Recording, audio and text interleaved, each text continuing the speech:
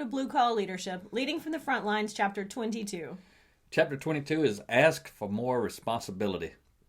And this is one I really like to teach young folks this, but people my age too, and older, but anybody really at any age. But I really like when Rhea and I go out. We speak at a lot of high schools and colleges sometimes, and I really like when I'm speaking to them.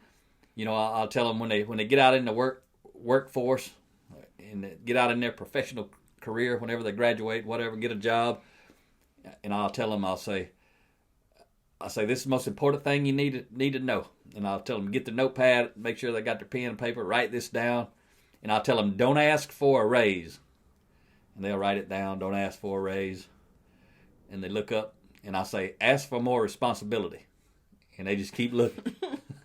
They don't want to write that one down. Not so popular to write that down. No, they don't want to write it. But I said, go ahead and write it, and we'll talk about it.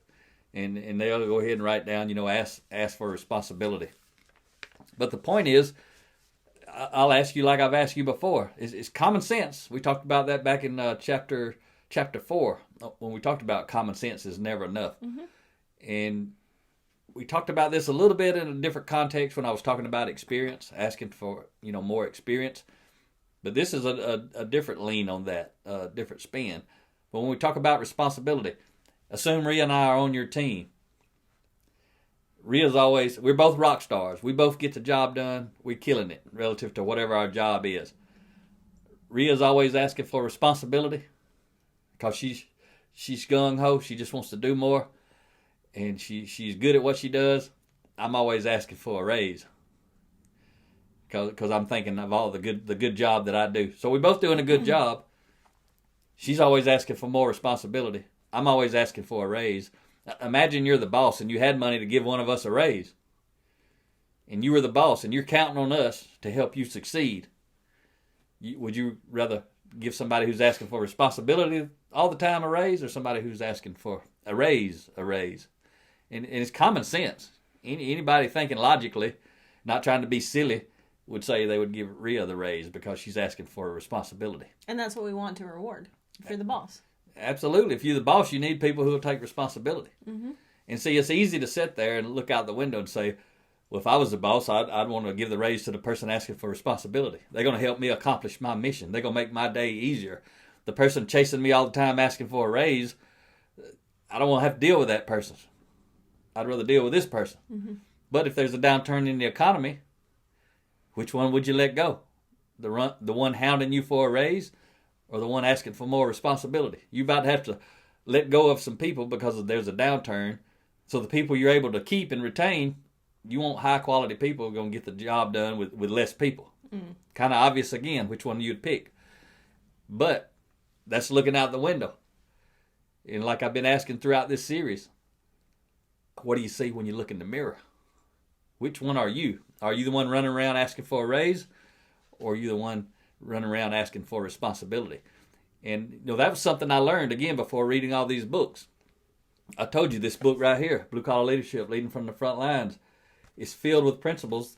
Some of them I knew, some of them I didn't know till later. But it's filled with principles that helped me climb from, during my 20-year career. Got promoted 14 times. One of them was I didn't hound my bosses for a raise. I asked for responsibility. I shared the other story about when I learned the program, and I raised my hand and asked for responsibility when I was improving the process. I didn't have to tell someone no one had to tell me to do that. No one had to approve me to do that. I just did it. So I basically not just asked for responsibility. In that case, I took responsibility. I just started doing things that high impact people should do. And I got raise after raise after raise and promotion after promotion after promotion. And I figured out pretty quick, all I got to do is ask for responsibility and I'll get plenty of raises. So let's cover some blanks here. The quote there at the top of your page says in your notes, if we embrace the chance of living life to the fullest, then we must be willing to accept responsibility for doing it. Man, that's good stuff. Who said that, Rhea? Well, I think it's in one of my books and you quoted it. Oh, I quoted it in my book. So letter A, when you accept more responsibility, you will develop more influence. And we just kind of talked about that. But yeah. You got any examples of where you asked for responsibility in your career and gained influence you think of? Pretty early on in my career, I like you shared in some of the previous videos, sometimes you were just bored with going through the motions in your job. And I remember fairly early, very early in my career, just being that person like I want some challenge, I want some growth, and that looked like taking on more responsibility. And sometimes that's, that gives you the experience, and you get to learn things at a much greater level. I remember working in a physician's office, and there were several of us working, and we all sort of shared the responsibilities of checking in patients, walking patients back, helping, get them set up for their appointment and that sort of thing. But one of the things I took ownership of was, and it just seemed intuitive to me, but during the slow times during the day, I would look ahead at the next day's schedule, and I would start to call the patients and remind them, hey, you've got an appointment tomorrow. Because I figured out pretty quickly, number one, our bonus structure was based on the amount of money that the office took in, right? So if we the entire office, and everybody got to split the bonus pretty evenly. But it was just intuitive to me, like, hey, if we get more patients in and we get more revenue generated for the office and we hit that certain goal, then I get a bonus, or I get a higher bonus. So it just, nobody had to explain it, but I was just like, it makes more sense if there's an incentive there for me to get more patients showing up for their appointments. And it kind of surprised me that nobody else had thought of, let's call people and remind them, so that a lot of people don't want to do more work, real. Well, this is true. They want to do more. Do their 8 and hit the gate. They did. But I was looking for ways to increase my influence and get more responsibility, but also make more money. I mean, we were broke a lot back in those days.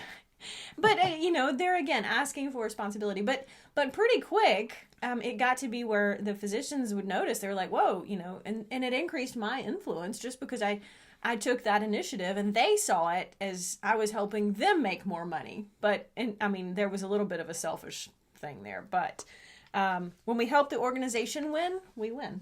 Yeah, and I just give you another example. The reason we're telling you these stories, because a lot of people, they get turned off by this.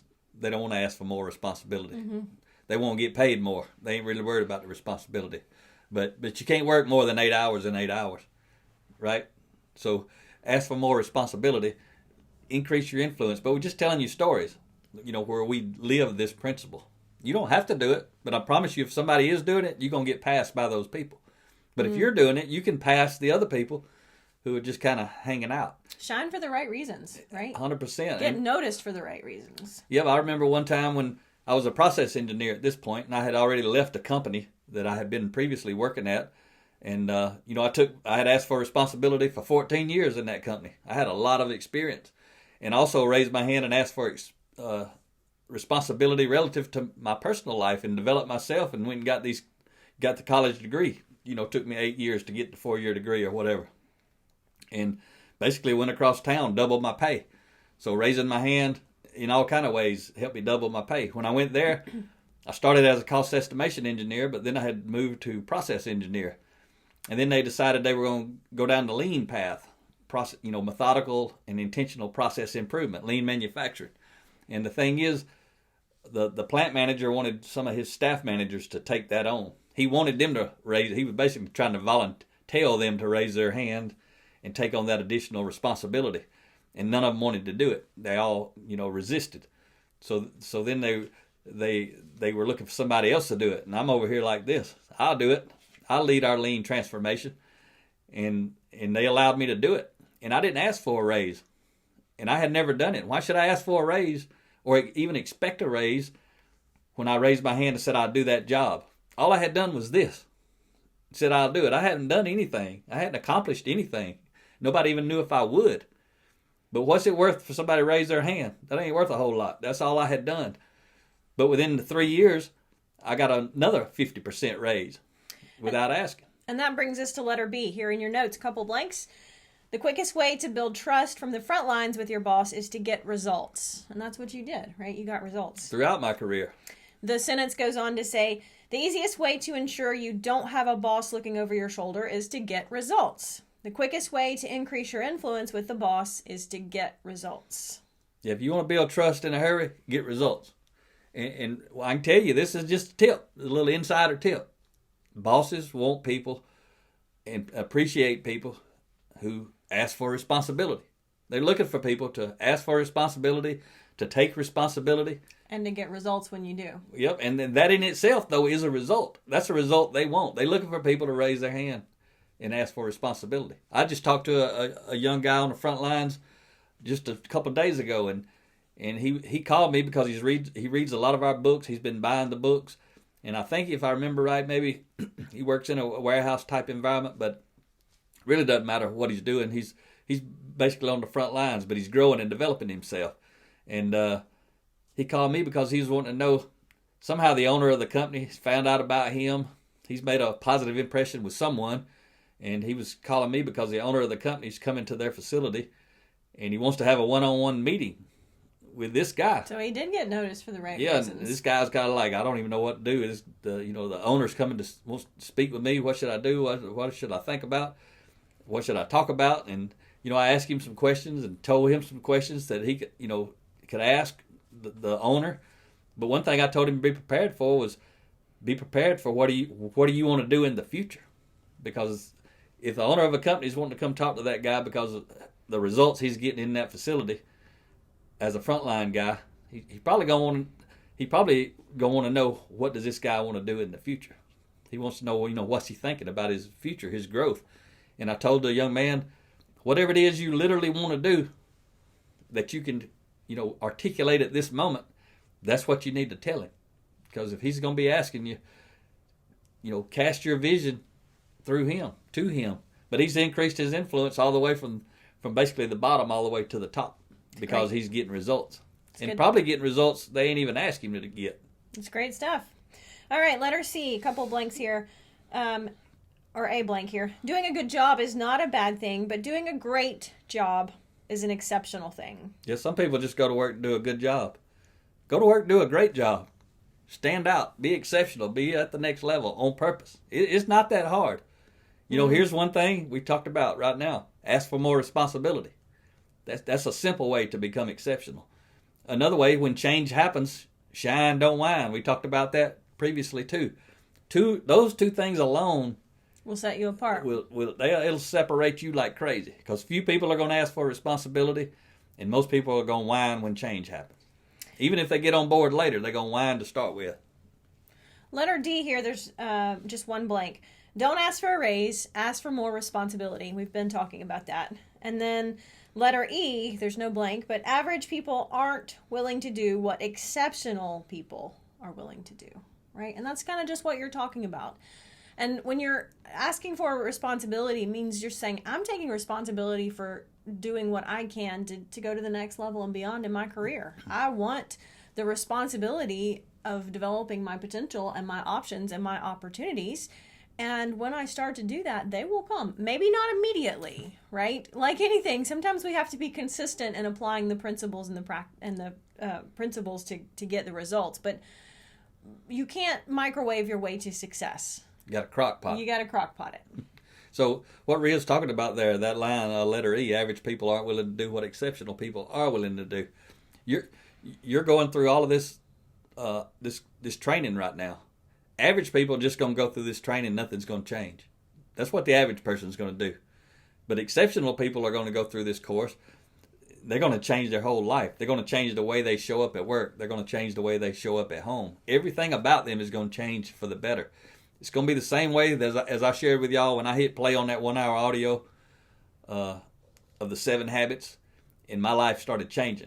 I shared that with you, that principle back in the chapter on the pause, but I chose to be exceptional in that moment. I wasn't understanding what I was doing, but I took it to heart, started changing my life, changing my results. Closing quote in a couple of blanks. Are you living your life by default or by design? Kind of like on accident or on purpose. And so the last quote here to wrap up this chapter 22, and this is from my friend and mentor that Ria and I have been talking about, Jimmy Collins. He says, responsibility and roles are not something that must be handed down. They are taken as one assumes more and more responsibility in the organization. And Jimmy's another guy. If you could talk to Jimmy, I know I talk to him a lot. he'll tell you every single thing that I've told you today is 100% true because he lived it. Not because I just shared it with you or I just learned it. He learned it by living it. So ask for more responsibility. Talk to you next time.